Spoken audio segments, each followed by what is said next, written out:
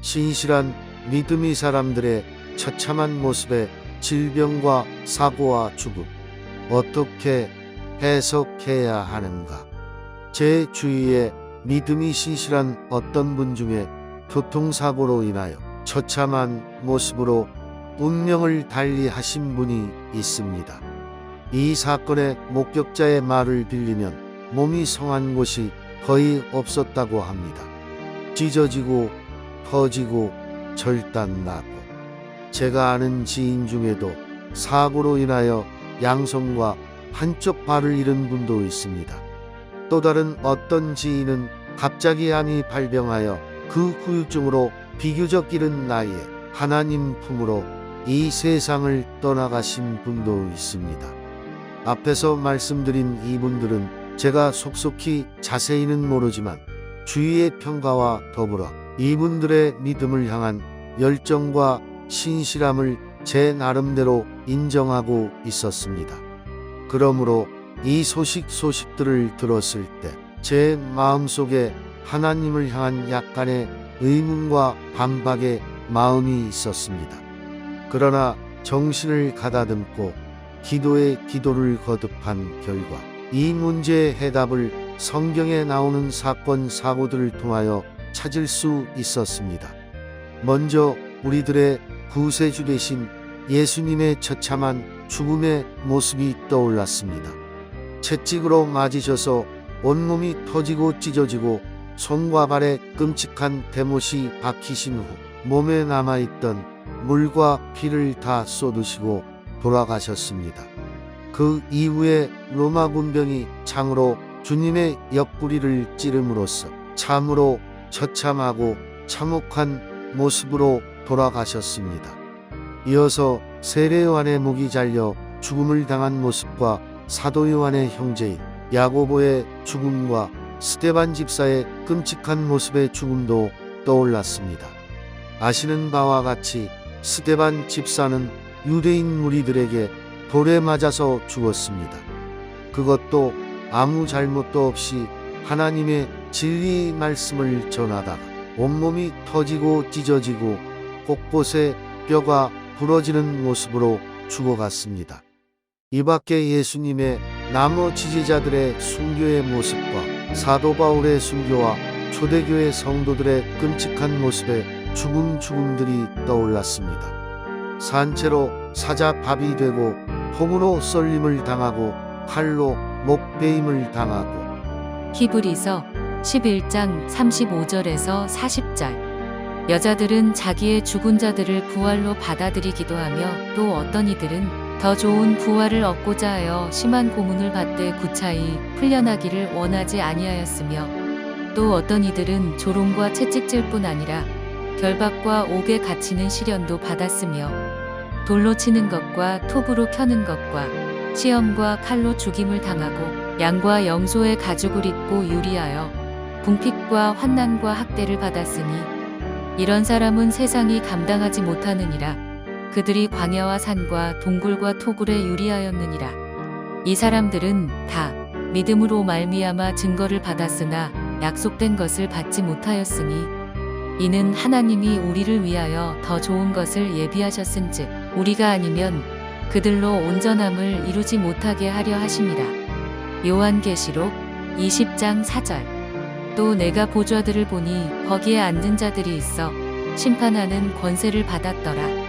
또 내가 보니 예수를 증언함과 하나님의 말씀 때문에 목베임을 당한 자들의 영혼들과 또 짐승과 그의 우상에게 경배하지 아니하고 그들의 이마와 손에 그의 표를 받지 아니한 자들이 살아서 그리스도와 더불어 1000년 동안 왕 노릇하니. 지금 이 시대에도 세계 곳곳에서 하나님의 신실한 종들이 목이 잘리고 육체가 난도질 당하고 돌에 맞아서 죽어가고 있습니다.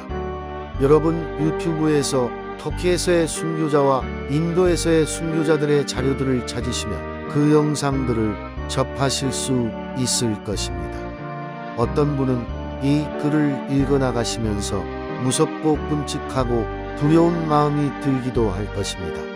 그럼에도 불구하고 제가 이 글을 굳이 쓰는 이유는 이 글을 읽으시는 독자들 중에는 가족이나 친지나 친구 중에 앞에서 언급한 사고나 질병으로 끔찍하고 처참한 고인의 죽음을 목격하고 트라우마에 시달리며 고통의 나날들을 보내시는 분들이 있기 때문입니다. 그러나 분명하고 확실한 것은 우리의 삶이 이 땅에서 사는 것으로 끝이 아니라는 것입니다. 즉, 우리가 이 땅에서 살아갈 때에 하나님께서 보시기에 신실한 믿음을 가진 소유자였다면 다시는 눈물과 슬픔과 질병과 장애와 죽음이 없는 천국에서 영원토록 주님과 같이 영원히 살게 될 것입니다. 요한계시록 7장 14절에서 17절. 내가 말하기를 내 주여 당신이 아시나이다 하니 그가 나에게 이르되 이는 큰 환난에서 나오는 자들인데 어린 양의 피에 그 옷을 씻어 희게 하였느니라. 그러므로 그들이 하나님의 보좌 앞에 있고 또 그의 성전에서 밤낮 하나님을 섬김의 보좌에 앉으신 이가 그들 위에 장막을 치시리니 그들이 다시는 줄이지도 아니하며 목마르지도 아니하고 해나 아무 뜨거운 기운에 상하지도 아니하리니 이는 보좌 가운데에 계신 어린 양이 그들의 목자가 되사 생명수 샘으로 인도하시고 하나님께서 그들의 눈에서 모든 눈물을 씻어 주실 것임이라. 요한계시록 21장 3절에서 5절. 내가 들으니 보좌에서 큰 음성이 나서 이르되 보라 하나님의 장막이 사람들과 함께 있음에 하나님이 그들과 함께 계시리니 그들은 하나님의 백성이 되고 하나님은 친히 그들과 함께 계셔서 모든 눈물을 그 눈에서 닦아주시니 다시는 사망이 없고 애통하는 것이나 곡하는 것이나 아픈 것이 다시 있지 아니하리니 처음 것들이 다 지나갔음이러라. 보좌에 앉으신 이가 이르시되 보라 내가 만물을 새롭게 하노라 하시고 또 이르시되 이 말은 신실하고 참되니 기록하라 하시고. 결론입니다. 앞에서 성경을 통하여 살펴본 것과 같이 우리들의 죽는 모습들은 그렇게 중요하지 않습니다. 왜냐하면 예수님을 비롯하여 그 밖에 많은 신실한 믿음의 사람들의 죽음이 때로는 끔찍하고 처참하게 이생을 마쳤기 때문입니다. 물론 흠없고 고운 모습으로 이생을 마감하고자 하는 마음은 누구나 가지고 있을 것입니다. 저도 그렇습니다. 아마 인지상정일 것입니다. 하지만 결론적인 것을 말씀드린다면 사람들의 죽는 모습이 어떻든 간에 천국과 지옥을 결정짓는데 아무런 영향을 주지 않습니다. 아니, 성경을 살펴보면 의인들의 죽음이 더 처참한 경우가 자주 있습니다. 마지막으로 이 지면을 통하여 부탁드릴 말씀이 있습니다. 혹시 여러분 주위에 처참한 모습으로 생을 마감하신 성도님들이 계신다면 함부로 비방하거나 판단하거나 정죄하지 마시길 바랍니다. 이런 일은 하나님을 진노하시게 하는 크나큰 범죄입니다.